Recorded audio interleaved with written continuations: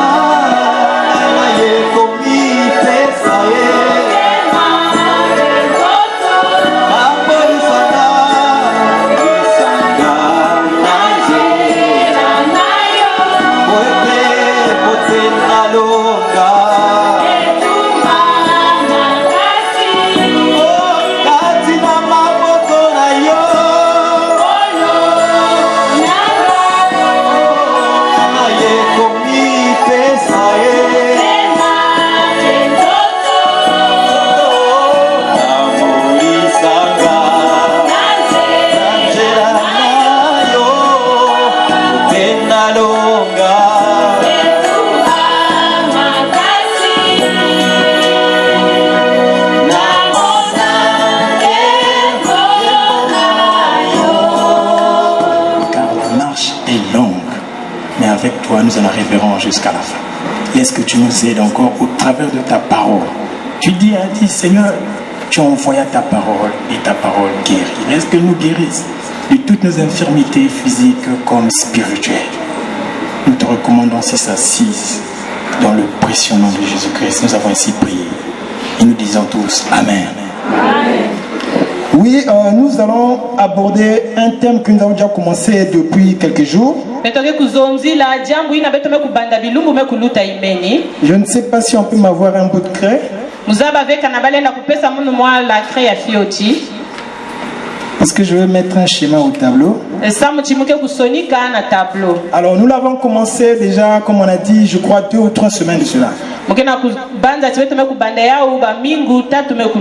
Nous avons pensé continuer cela aujourd'hui.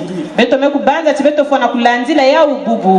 ce sera difficile si on continue comme ça sans pourtant revenir en arrière. Ah, merci. Parce que pour beaucoup, ils n'étaient pas là. Certains sont occupés, bon, certains ne viennent pas les mardis et les jours de jeudi.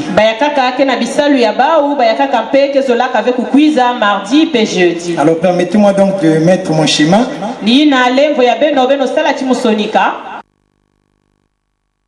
Paul, verset 7 à 10. De mon peuple, qui est en Égypte, et j'ai entendu les cris que lui font pousser ses oppresseurs, car je connais ses douleurs. Je suis descendu pour le délivrer de la main des Égyptiens et pour le faire monter de ce pays, dans un bon pays, dans un bon et vaste pays, dans un pays où coule le lait et le miel, dans le lieu qu'habitent les Cananéens, les Étiens, les Amoréens, les Phérésiens, les Jébusiens et les Éviens. Un autre. Un voyage. Et ici, notre marche, c'est si nous prenons le cas d'Israël,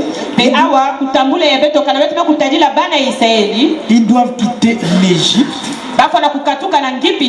pour aller à Canaan. Et Canaan pour nous c'est comme le royaume des cieux.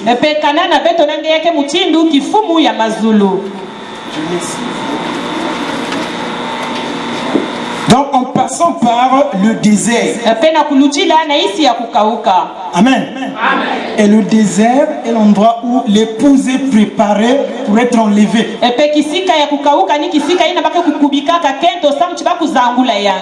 On nous sort de l'Égypte. On a la croix ici. C'est-à-dire que la mort de l'agneau. On a la traversée du Jourdain, de la mer Rouge. On rentre donc dans le désert. Il y a un travail qui se fait ici. De l'église. Sortira l'épouse. Est-ce que vous comprenez cela? De l'église sortira Esther. Des 7 qui furent choisis, toutes n'ont pas été élues. Une seule. Celle qui a accepté d'écouter les conseils des eunuques. Est-ce que nous comprenons cela? Celles qui n'écoutèrent pas le conseil des eunuques restèrent. C'est comme les vierges folles avec les vierges sages. Est-ce que nous comprenons cela? Alors donc, ici nous parlons de la marche. Voilà notre exemple que nous allons prendre. De même, lorsque nous parlons, si nous prenons l'exemple d'Abraham, il doit quitter Charan, si je ne me trompe pas, pour aller à Canaan, sous l'ordre que Dieu lui a donné. Alors, notre marche ici se fait avec Dieu. Donc la Bible dit ceci: deux personnes ne peuvent pas marcher ensemble. Donc, cela sous-entend une entente entre les deux parties. Comme dans un couple, comme dans les alliances que les gens font, il doit avoir une alliance. Et qu'est-ce que cette alliance? C'est un ensemble des règles, des commandements, des principes, des préceptes que les deux parties sont obligées de, comment on appelle ça, de suivre ou de respecter. On marche ensemble, n'est-ce pas? Une partie qui briserait l'alliance, cela ferait qu'il n'y ait plus d'entente.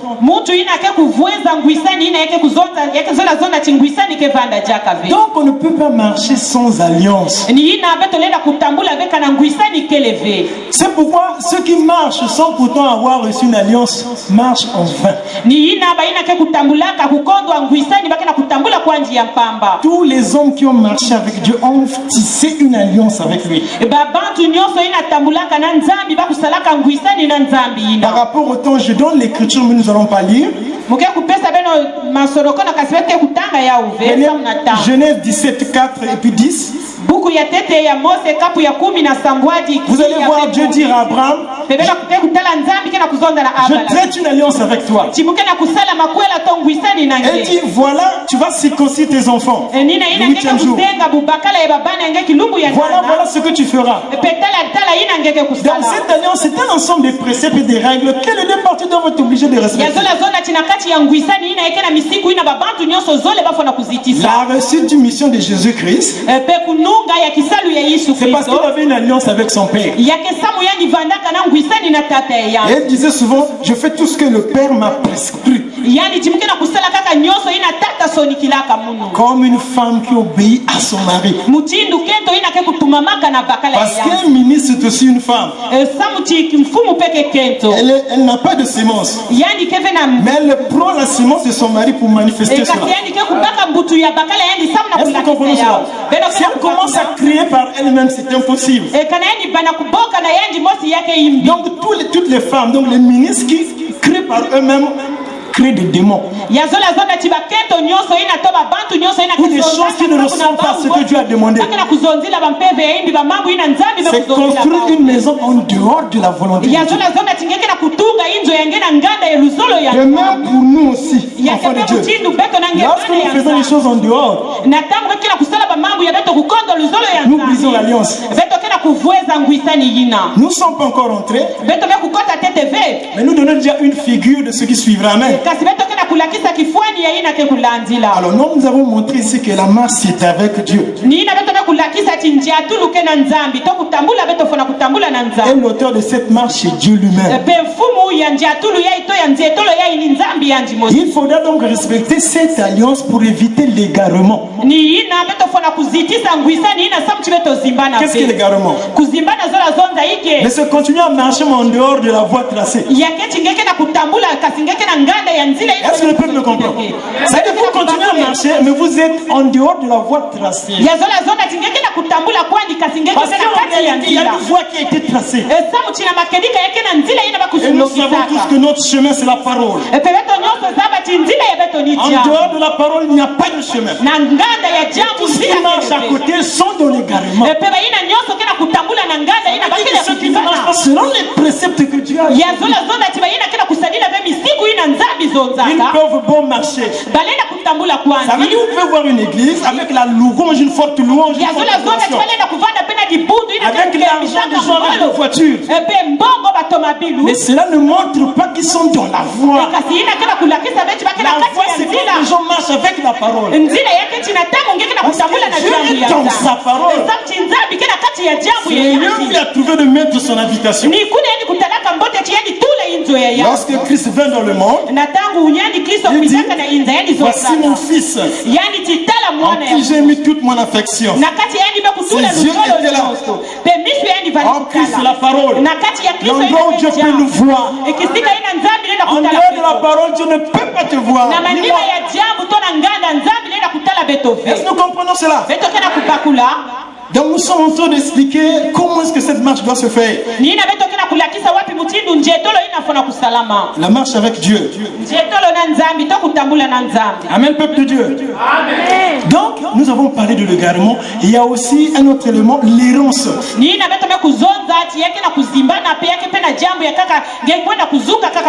Très bien. Vous comprenez cela? C'est-à-dire l'errance. Vous tournez sur place. C'est ce que le peuple d'Israël a connu. Le non-respect de la loi. Vous verrez beaucoup de gens dans les églises. Ça fait des années qu'ils sont là. Ils ne peuvent évoluer. Mais parce qu'ils ne vivent pas la parole. Et avec cette prochaine qui entame l'enlèvement. L'enlèvement ne viendra pas comme cela. Bien aimé, je vous le dis de tout mon cœur. Ici, je ne parle pas de mes points de vue. Mais du point de vue de Dieu. La manière de voir de Dieu, est-ce que vous comprenez cela? C'est la manière de voir de Dieu qui sauve les hommes. Amen. C'est pas notre manière de voir les choses. Donc vous verrez l'errance, les gens tournent tout autour. Les gens vieillissent, mais les choses n'avancent pas. Certaines personnes ne sont même pas bénies. Ni les dons spirituels, ni la croissance spirituelle. Nous sommes tous les sens que vous voulez. Ce n'est pas parfois les sorciers, mais c'est l'errance dans le désert. Est-ce que nous comprenons cela? Alors là, nous avons essayé d'exposer comment se fera notre marche, en fait, dans toutes les lignes. Alors nous allons descendre un tout petit peu. Expliquer maintenant les petits éléments. Alors la marche, avant le début de la marche, le peuple se trouve à un endroit donné. Il se trouve en Égypte. En Égypte, là-bas, je ne l'ai pas écrit. C'est là où règne Pharaon. C'est l'image du monde. Mais je veux encore dire ceci, toi aussi et moi, nous pouvons être des Égyptiens ou bien l'Égypte, la demeure du diable. Vous comprenez cela?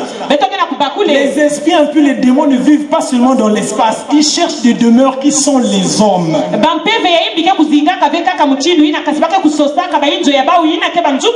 Christ l'a dit. Quand on a chassé, ils vont voir si la maison est belle. Ils cherchent à revenir, n'est-ce pas? Et cette maison parlait de l'homme. Si un homme n'est pas le temple de Dieu, il est le temple de qui? Il n'y a que deux grands esprits dans ce monde. l'esprit de l'erreur et l'esprit de la vérité. Quel est Dieu qui dirige tous les actes des hommes sont dirigés par ses esprits. Soit on est au côté de la vérité, donc avec Dieu, soit on est dans l'erreur avec le diable. Il n'y a pas un, comment on dit, il n'y a pas un centre là. Ça devient un mélange. Soit Bélial, soit avec Dieu. Il n'y a pas deux pieds, ça n'existe pas. Parce que si vous êtes chauve-souris, on ne saura pas vous reconnaître. Vous connaissez cette petite histoire. Nous sommes par là, nous évoluons petit à petit. Alors donc là, nous voyons l'Égypte. Ici, c'est le règne de Pharaon, Satan. Tous les hommes là-bas sont des sujets du diable. C'est là où on parle des liens. Les gens qui ne se marient pas. Tout ce que nous voyons là de criards.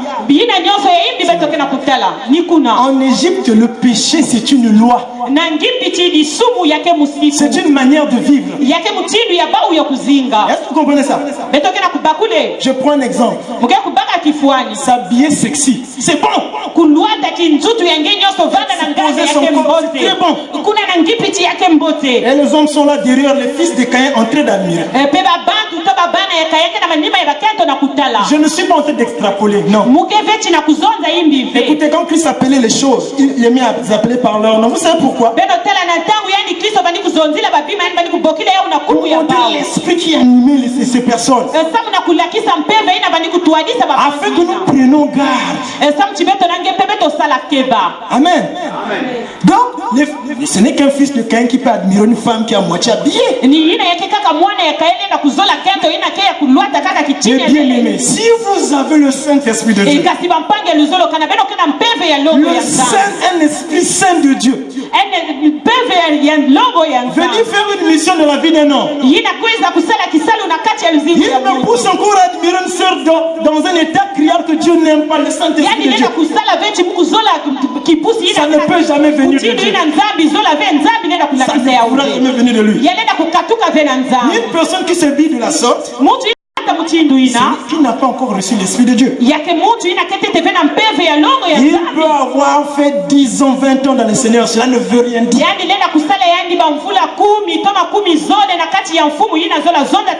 Même s'il donne sa grosse dîme, il a besoin de manger l'agneau. Amen. Sans cela, Dieu ne veut pas. Nos actes que nous posons montrent de qui nous sommes pères. Si vous étiez fils d'Abraham, vous direz les œuvres d'Abraham. Où sont les œuvres d'Abraham? Où sont les œuvres d'Abraham? La nature nous enseigne. Avez-vous déjà vu un vieux produit de safou? C'est carrément impossible. La sémence du péché, c'est ça qui produit les œuvres. La sémence de la parole, ça produit aussi des œuvres. Est-ce que nous comprenons cela? Donc là-bas, c'est le monde de Satan. Là-bas, la polygamie, c'est bon. L'adultère, c'est bon. Vivre maritalement, c'est bon. Faire tout ce qui est pompeux, c'est bon. Tout ça, c'est bon. Pourquoi les gens font cela? Mais parce qu'ils sont dominés par une puissance. Est-ce que vous comprenez cela? Il y a de ceux qui sont esclaves de la boisson, esclaves de beaucoup de choses. Il peut vous dire: je n'arrive pas, je me suis efforcé. C'est vrai. Mais puisqu'il faut seulement l'agneau,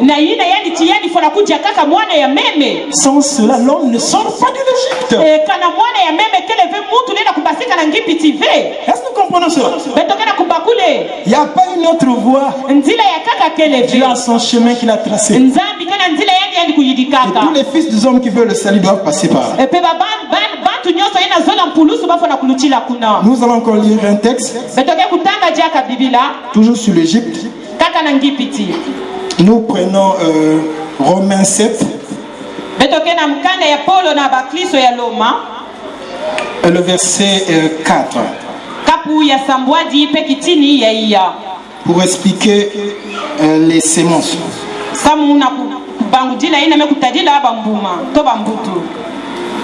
De même, mes frères, vous aussi vous avez été par le corps de Christ. S'il vous plaît, permettez-moi, je ne suis pas là, il faut. Attendez. C'est le verset 5, excusez-moi. Car lorsque nous étions dans la chair, les passions des péchés provoquées par la loi agissaient dans nos membres, de sorte que nous portions des fruits pour la mort. Or que les fruits, c'est un arbre qui produit cela. Donc, le péché ou le diable, il ressemble à un arbre. Si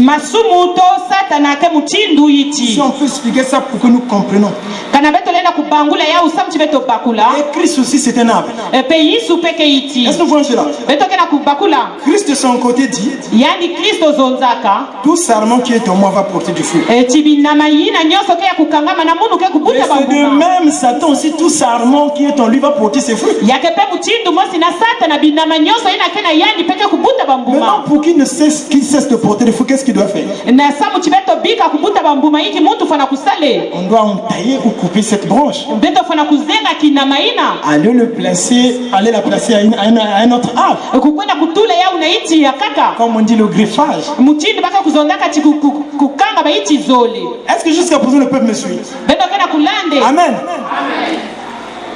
Et dans l'évolution, s'il y avait des points obscurs, vous pouvez toujours les noter. Je crois que par la grâce du Seigneur, nous pourrons laisser une marge pour certaines questions.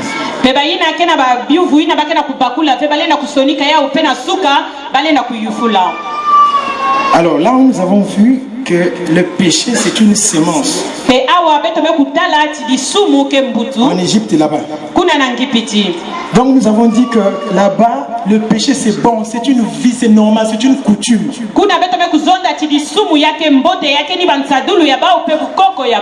L'argent c'est une idole qu'on adore. C'est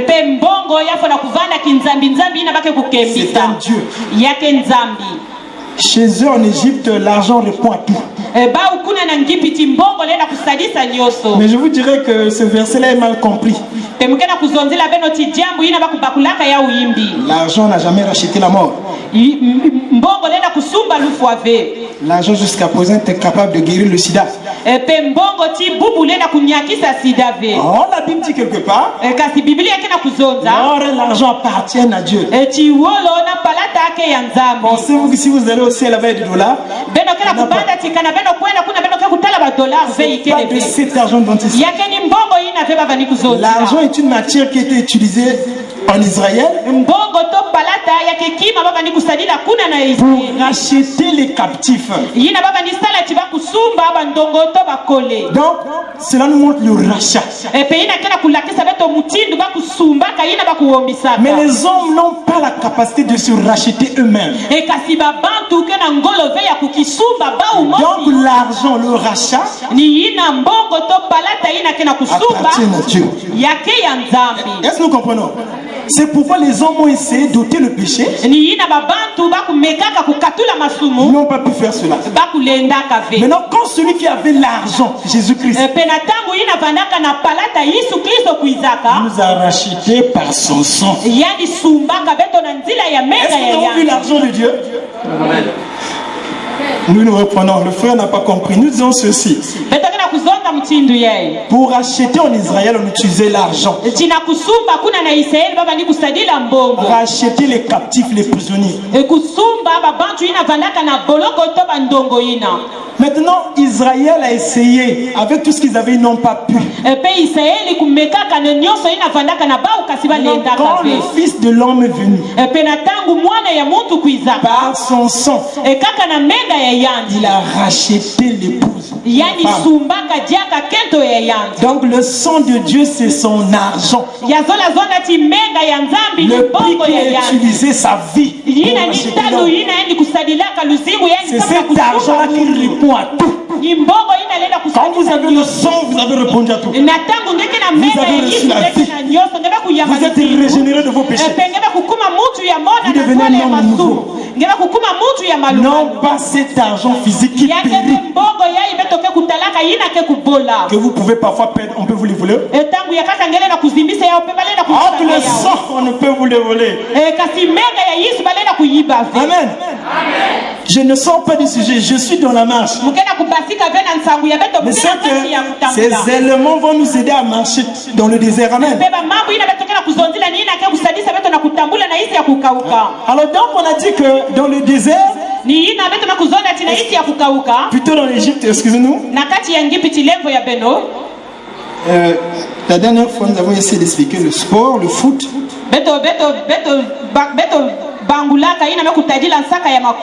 Le football ici en Égypte, c'est une idole aussi qu'on adore.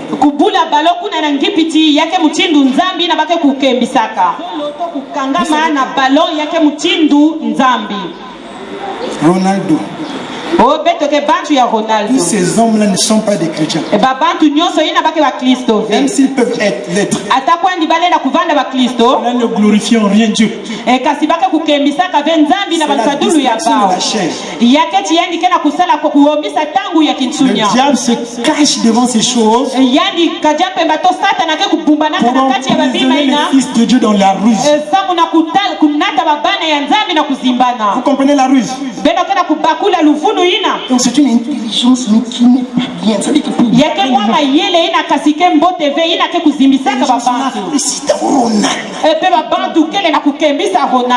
or que cette gloire devait revenir à Dieu. Il suffit que la gloire qui devait revenir à Dieu va vers un homme pour que ça soit une idolâtrie. Parce que nous l'épouse, nous avons notre cœur, nous l'avons donné au Seigneur. Qu'est-ce que la Coupe d'Afrique apporte à un pays spirituellement? Ni la Coupe du Monde. La Coupe du Monde pour le monde. Ce qui est élevé parmi les hommes est une abomination devant Dieu.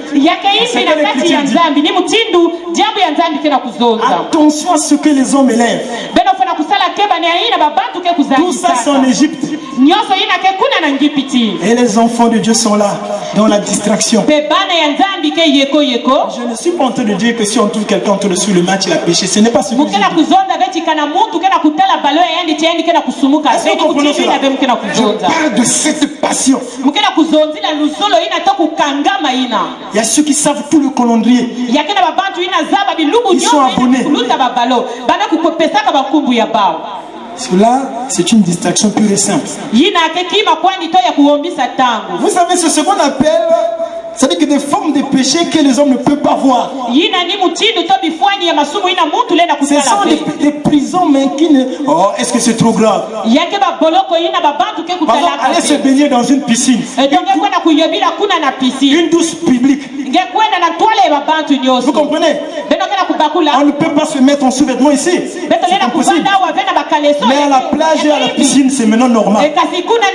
C'est normal. Vous voyez? Mais les mêmes yeux qui vous regardent ici, ce sont les mêmes yeux qui nous regardent à la plage. S'il y a péché à la maison, ceux qui ont péché aussi à la plage. Est-ce que nous comprenons? Le monde a ses lois qui sont autres par rapport aux lois. Nous, c'est la décence, la pudeur. Nous reflétons Dieu. Nous ne sommes pas du monde, frères et sœurs. Pour vouloir les copier ou être comme eux. Est-ce que nous comprenons cela?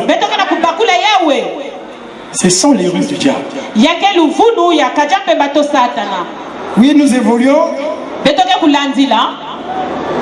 Alors nous allons aller un peu plus vite.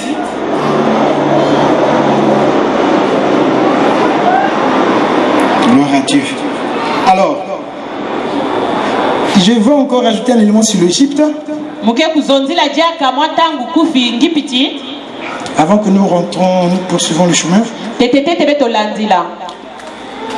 Ce qui est criard en notre temps, c'est que un peu partout, les Égyptiens servent maintenant Dieu.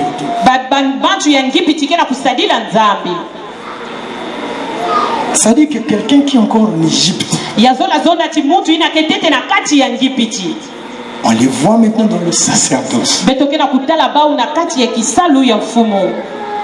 Je vais expliquer. Si j'ai quelques images, des images que nous avons essayé de faire. Bon, ce sera difficile que vous voyez très bien, mais on va se battre. Nous avons tiré cela de l'internet. Bon, même si quelques-uns ne voient pas bien, même à la fin, ils pourront venir là, nous allons les exposer. Ça, c'est le tabernacle de Moïse. Nous voyons ici la colonne de feu, de nuée. Ça, c'est l'enceinte, ça, c'est le parvis. Ça, c'est le lieu saint. Voilà, le lieu très saint. Et je prends une autre image rapidement. Il y a un service qui se faisait là-bas. Les gens venaient pour la purification de leurs péchés. Et qu'est-ce qui faisait le service ici? Il y avait un peuple. Une tribu plutôt. La tribu de Lévi. Parmi les 12 tribus, une tribu était choisie pour le service de Dieu. Et le peuple restait tout aux alentours, là, au parvis. Or qu'aujourd'hui, les choses sont inversées. Nous voyons les rappeurs à l'église. Les atalakos à l'église. Quelqu'un qui ne connaît pas encore le Seigneur, qui n'a pas encore donné son cœur au Seigneur, il va louer, adorer Dieu. Est-ce que nous comprenons cela? L'esprit qui l'anime, c'est ce qu'il va répondre dans l'église. Et nous voyons cela un peu partout.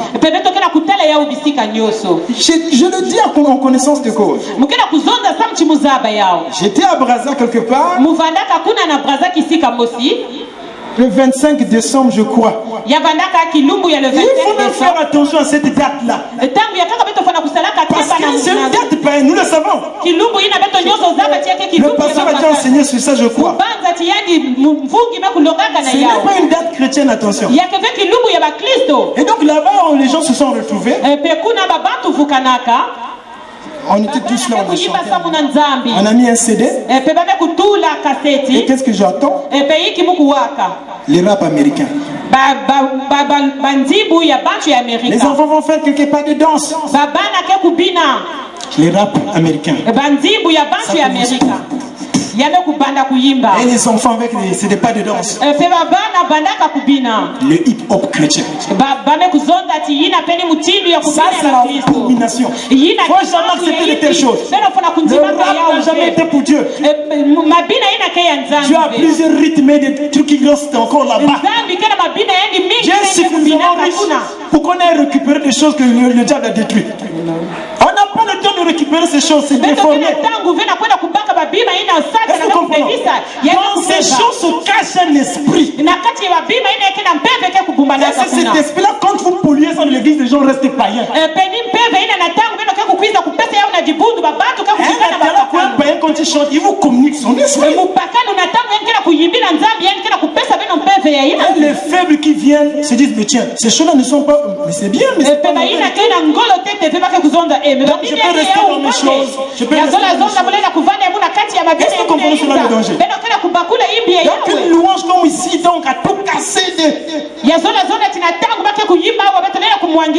Alors donc du coup l'esprit là se répand dans l'église. Et avec ça on dit qu'on attend l'enlèvement. L'enlèvement ne viendra pas en Égypte. Il faut sortir, marcher dans le désert et arriver avant Canaan.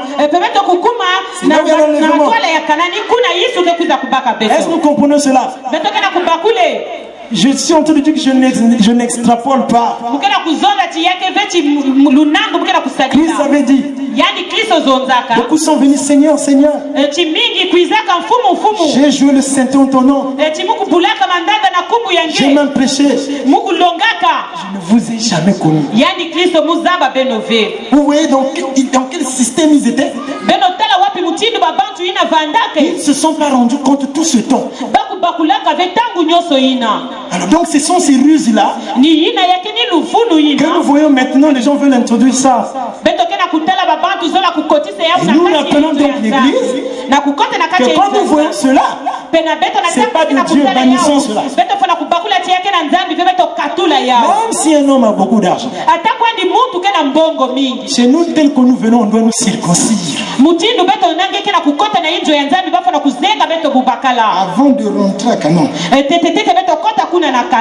Josué, Dieu lui a dit, circoncis-moi ces hommes-là. Des grandes personnes. Ils devaient se mettre nus devant Josué avec un couteau de pierre. Ils devaient les circoncire. Donc tu peux être un grand PDG, on va te circoncire. Un grand soldat de guerre, moi je veux un tel couteau. Non, le couteau de pierre. Tu dois accepter cela. Il y a des gens qui viennent et qui nous imposent quel couteau faire. Et le couteau de pierre, c'est la parole de Dieu. Que nous devons accepter. Et la circoncision, c'est le dépouillement de la chair. Nous devons mourir. Si nous mourons, nous devenons de la cendre. Et le vent peut nous emporter. Or, le vent, c'est l'esprit de Dieu. Il peut nous utiliser facilement. Nous devenons malléables. Et nous faisons les choses pour Dieu et non pour nous. Est-ce que l'église comprend cela? C'est ce que nous sommes en train de dire. Nous ne sommes pas en train de dire les païens, ils sont ceci. Non, nous ne disons pas ça. Nous montrons la puissance du diable qui agit maintenant. Et qui garde les hommes dans l'errance et dans l'égarement. L'apostasie et l'hérésie. Est-ce que nous comprenons cela? Alors donc nous sommes en train de dire il y a encore un élément. C'est qu'aujourd'hui les gens pensent que la porte du ciel c'est une grande porte. Tout le monde peut rentrer. Ce n'est pas cela. Notre porte elle est petite. Large la porte qui mène à la perdition. Et resserrer la porte qui mène à la perdition. Au ciel faut la violence. Est-ce que vous comprenez cela? Tel que nous venons, c'est pourquoi nous avons dit que c'est pas tout le monde qui rentre là. Je veux bien rentrer moi aussi. Mais peut-être que si je ne fais pas comme la parole de Dieu, je peux rester. Je ne suis pas à l'écart, moi qui vous parle. Et trop est resserré. On ne rentre pas comme on vient. Et on rentre, on croit qu'on est déjà rentré. Non, on est en Égypte. Est-ce que nous comprenons cela? Amen, l'église de Dieu. Amen. Amen. Si nous sommes dans la joie, acclamons tous les seigneurs.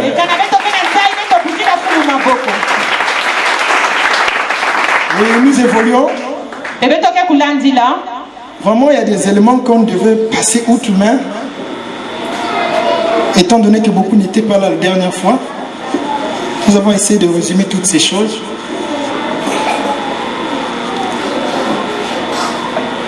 Alors, nous voulons passer comment sortir de l'Égypte. Alors, pour sortir de l'Égypte, ce qui est curieux encore une fois de plus, Moïse fait beaucoup de miracles. Alors là, des grands miracles. Mais curieusement, Pharaon, il reste sur sa position. Il ne cède pas, il ne bouge pas. Qu'est-ce qu'il faut alors faire pour que le peuple sorte?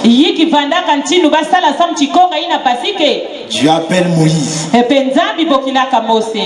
Prends un agneau de nom. Vous le prendrez le 10e jour. Vous le garderez jusqu'au 14e jour. Vous l'immolerez entre les deux soirs. Vous le mangerez point à moitié cuit. Ce ne sera pas bouilli dans l'eau. Il doit être cuit. Et vous le mangerez. La tête, les entrailles et les sabots entièrement. Tu es compliqué, frère. Il n'y a pas un plat comme ça. Seul Dieu fait des préparations comme ça. Ça, c'est la cuisine de Dieu. Ça, c'est la cuisine de Dieu pour sortir de l'Égypte.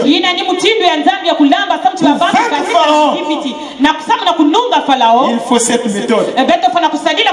C'est la seule qui existe au monde. Si on change, ça ne marche pas. Alors, qui est cet agneau d'un homme? Nous allons voir en Éden. Quand l'homme avait péché, il s'est couvert de feuilles de figues. Je vais le visiter le soir. Et le est venu. C'est-à-dire qu'avec des feuilles de figuier. Après avoir longtemps parlé avec lui, et les sanctions qui vont s'en suivre, et le Genèse, on lit cela pour que ceux qui prennent note puissent avoir une idée.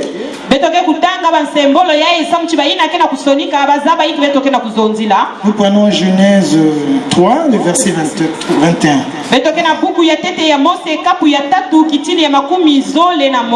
L'Éternel Dieu fit à Adam et à sa femme des habits de peau.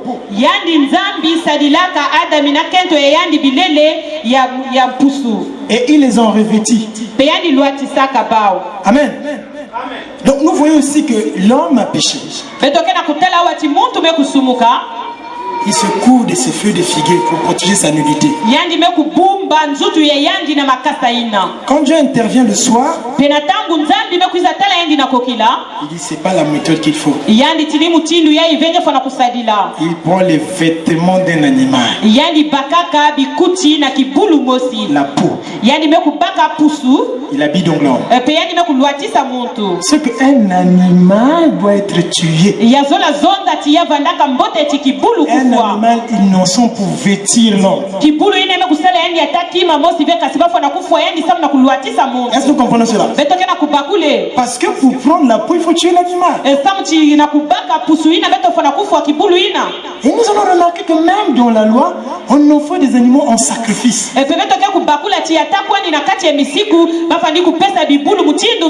Or cela préfigurait le rachat, la rédemption par le sacrifice d'un agneau. Et comme Jean était là-bas, parce que je vous dirais que Jean était en Éden quand ces choses se passaient. Parce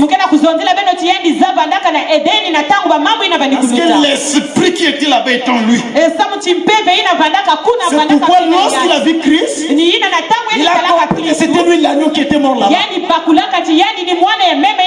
Il a dit voici l'agneau qui ôte le péché. l'Israël était surpris. Parce que c'était un homme. Mais comment un homme peut être un agneau? Effectivement, c'était un agneau. C'était lui la victime expiatoire. C'est-à-dire la victime qui devait venir expier le péché. Expier veut dire payer une faute par un châtiment. C'est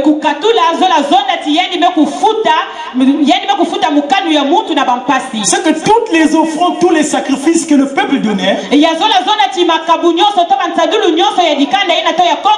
aucun sacrifice n'avait la capacité d'ôter le péché. Sinon que le sacrifice de Christ lui-même. Et donc il vient comme un agneau. On va le lire dans la Bible. On prend Hébreu.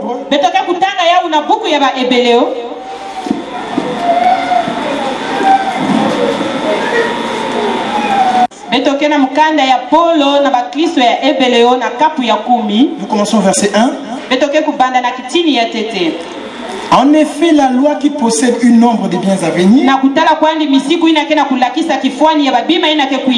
et non l'exacte représentation des choses ne peut jamais par les mêmes sacrifices qu'on offre perpétuellement chaque année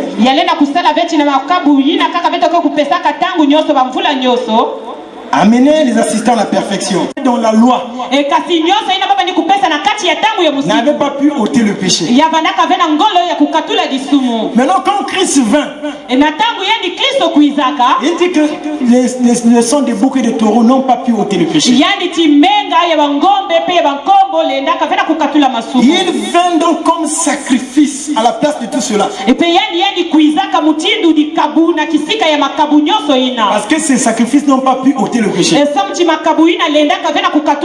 Donc Christ meurt à la place de ceux qui étaient coupables.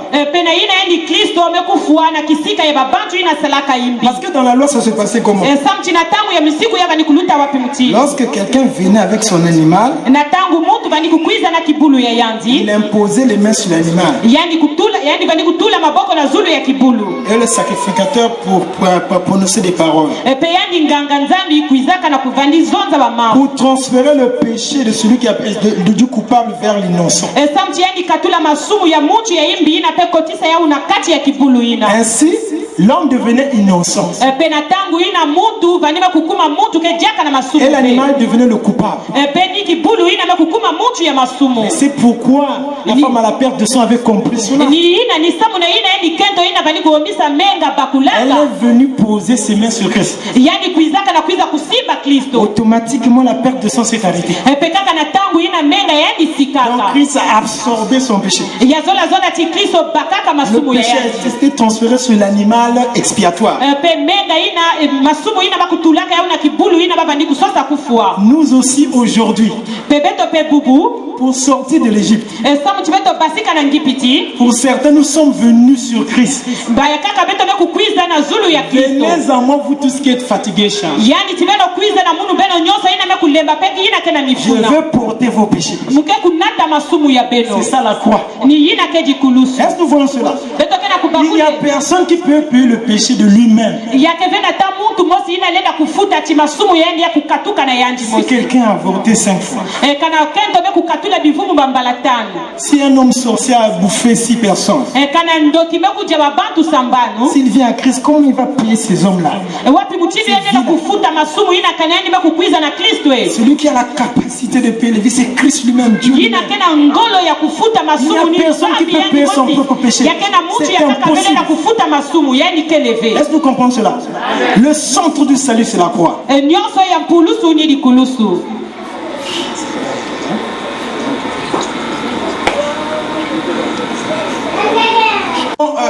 Pour sortir d'Égypte, il faut passer par la croix. Et la croix dont nous parlons, c'est le sacrifice de l'agneau. Une victime qui vient ôter notre péché. Qui vient mourir à notre place. Si quelqu'un ne croit pas en Christ, il n'a pas le salut.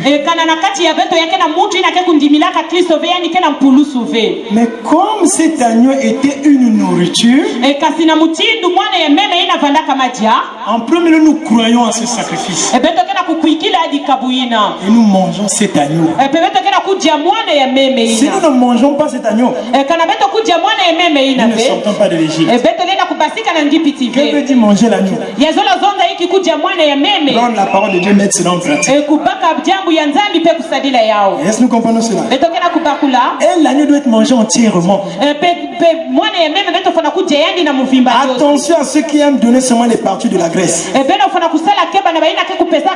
vas te marier. Tu iras en France. Ça, c'est les parties de la graisse. Il y a aussi des entrailles. C'est très amer. Ce sont les épreuves dans le monde. Les difficultés. Et la Bible dit ceci. Christ devait souffrir afin qu'il soit élevé dans la gloire. Lorsque nous rentrons là, nous souffrons, frères et sœurs. Tu peux avoir été avec beaucoup d'argent, tu tout, tu étais bien avant. Mais quand tu rentres ici, l'épouse doit être éprouvée avant d'être mariée. Sans cela, il n'y a pas l'enlèvement. Ce n'est pas peut-être parce que tu pêches, parfois c'est pas ça. Job n'avait jamais péché, mais il va être éprouvé. Est-ce qu'il va s'accrocher jusqu'à la fin? Daniel non plus n'avait pas péché, mais il doit s'accrocher. Il doit manger l'agneau, les parties amères. Aujourd'hui dans les églises, quand on voit quelqu'un en train de manger ses parties amères, oh, il est maudit. Il a enchaîné. Il a beaucoup de choses. Quand tu manges les herbes amères, tu peux même gêner quand on te joue. Il n'y aura pas la solution. Parce que celui qui a signé le décret de Job pour qu'il soit dans cet état, c'est Dieu lui-même. Et c'est lui qui a le dernier mot. Celui qui doit dire enfin j'ai vu, je mets la fin à cela. Est-ce que vous comprenez cela? C'est pas forcément le péché. Je ne suis pas en train d'exclure le péché, mais je parle de ceux qui marchent en communion avec Dieu et qui mangent des herbes amères. Et tu peux leur dire non, ne traumatisons pas les gens. Parce que tu peux même faire une prière, je ne sais pas, une prière de décision qui déplace le cœur de Dieu. D'abord, ça n'existait pas. L'offrande qui avait changé la décision de Dieu, c'est l'offrande de Noé. Et l'offrande de Noé, pas de Jésus-Christ. Dieu devait frapper la terre. Il est venu, il est mort à notre place. À cause de l'agneau, je ne frapperai plus la terre. Est-ce que vous comprenez ça? Maintenant, si toi tu es dans les épreuves, même si tu donnes, c'est bien. Si tu fais de bonnes choses, c'est bien. Mais cette épreuve-là ne peut pas bouger. Le temps est fixé par Dieu. Abraham peut aller avec Agar. Dieu dira, c'est pas ce fils-là dont je veux. Le fils doit sortir de Sarah. Tu fais de ton Dieu à toi. Est-ce que nous comprenons cela? Donc, ne pensons pas toujours que quand on marche avec le Seigneur, lorsque nous mangeons les herbes amères, ce n'est pas le péché.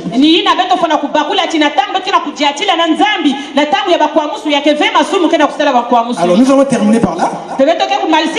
Je prends les sabots et la tête. Il y a des gens qui n'aiment pas manger les sabots de l'agneau. C'est la partie, on appelle ça la doctrine. C'est ce qui permet à l'animal de bien marcher. Les sabots le venin ne peut pas rentrer. Parce que lorsque le serpent était venu en Éden, Ève n'avait pas les sabots. Est-ce que nous comprenons? Le serpent est rentré. Il y a des enseignements sur la doctrine quand vous les avez fondés dans votre vie. Vous êtes comme assis sur une rocher. Aucune chose ne peut vous ébranler. Même les fonctionnants, même les pluies, les tempêtes, même les portes du séjour de mort. Parce que les portes du séjour de mort, ce sont des faux prédicateurs. Parce que Christ, c'est une porte qui conduit quelque part. Dans un enseignement qui conduit à la vie. Les portes du séjour de mort, c'est des faux enseignements qui conduisent à la mort. Ils peuvent venir. Vous allez résister parce que vous avez la doctrine. Vous voyez comment les autres églises sont enfoncées.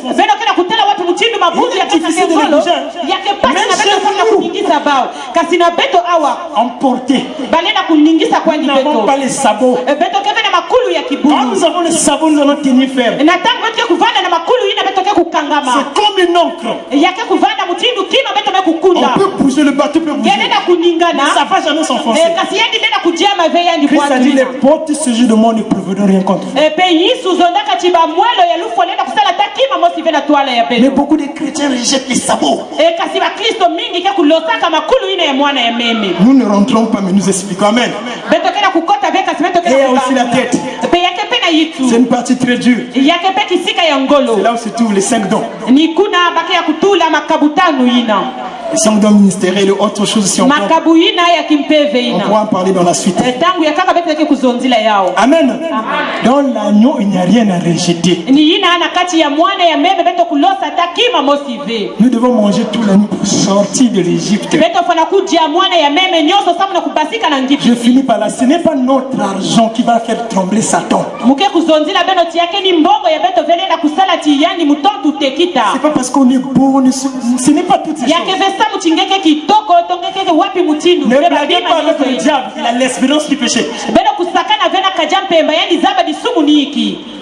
Il a fait couler le premier homme Adam. Il a secoué Samson. Et c'est avec la parole.